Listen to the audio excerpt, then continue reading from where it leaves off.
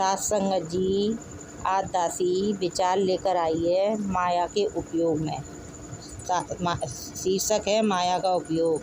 सात संगत जी, अगर आप वीडियो को चैनल पर नए हैं तो चैनल को सब्सक्राइब करिए, वीडियो को लाइक करिए और कमेंट में धन्यवाद लिखिए। और सात संगत जी वीडियो को अंत तक देखिए। सात संगत जी प्यार से कहिए धन्यवाद जी। सात संगत जी, जो इज्जत महापुरुषों के जीवन में की जाती है उसका ही लाभ हुआ करता है, मगर इंसान की ऐसी फितरत है कि जिस समय सच्चाई प्रकट करने के लिए कोई महापुरुष सामने आता है उस समय वह उससे मुख मोड़ लेते हैं। उस वक्त वह कहता है कि जो हमारे बुजुर्ग पहले से ही मानते आ रहे हैं, करते आ रहे हैं, जिस तरह के कर्म कांड करते आ रहे हैं हमने भी वही करना है। जबकि सांसारिक कामों में हम बड़े होशियार हैं, उनमें हम नहीं मानते कि जो हमारे माता पिता करते आ रहे हैं वही हम भी करें। जिस तरह हमारे बुजुर्गों में कई तो घोड़ों की सवारियां करते रहे, कुछ पैदल ही इधर उधर आते जाते रहे, लेकिन आज हमें समय के अनुसार कारें चाहिए, हवाई जहाज चाहिए और तेज़ से तेज़ सवारी चाहिए। अगर हम बुजुर्गों के अनुसार ही चलने वाले हैं तो फिर हमें घोड़ियों पर चलना चाहिए, पैदल भी चलना चाहिए, साइकिलों पर चलना चाहिए।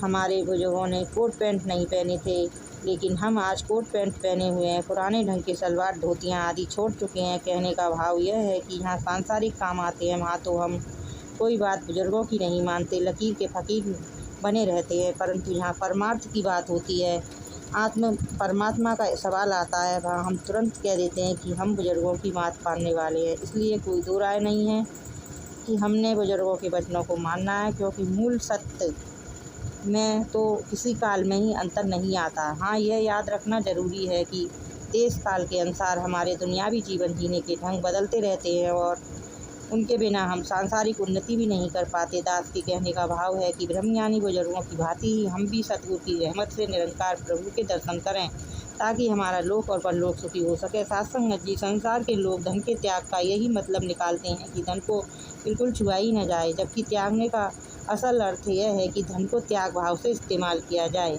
जिससे हमें सुखों की प्राप्ति हो। जैसे एक बार एक आदमी गाड़ी से उतरा, उसके पास काफ़ी सामान था। कुली 1 रुपया मांगने लगा। उसने कुली को रुपया न देकर अपनी पीठ पर मन 1.5 मन वजन उठाया और स्टेशन से बाहर आ गया। उसका घर स्टेशन से कोई 1-1.5 मील दूर था। पैसा बचाने के लिए उसने कोई सवारी भी नहीं की और उस वजन को पीठ पर लादे लादे घर की ओर चल पड़ा।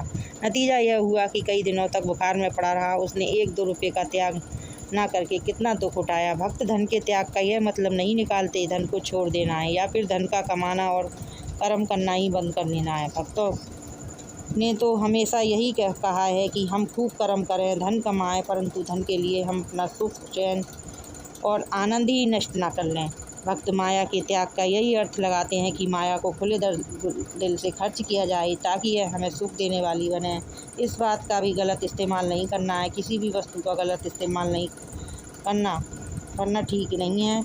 माया का गलत इस्तेमाल आदमी की सेहत, उसके चरित्र और उसके जीवन को खराब करता है। इसलिए हमने माया खुले दिल से तो खर्च करनी है, लेकिन इसका गलत इस्तेमाल नहीं करना है, बल्कि सही उपयोग करना है, इसका दान करना है। माया का इस्तेमाल अपने लिए, अपने परिवार के लिए, फिर सारे समाज के लिए करना है। भक्त इस बात को भी जानते हैं कि माया का सबसे बढ़िया उपयोग यही है कि हम अधिक से अधिक इसे संतों महात्माओं की सेवा में लगाएं, मानव कल्याण में लगाएं, परोपकार के लिए खर्च करें। ऐसा करने से यह माया हमें अधिक से अधिक सुख देने वाली बन जाती है। सात संगत जी, प्यार से कहिए धन्यवाद जी।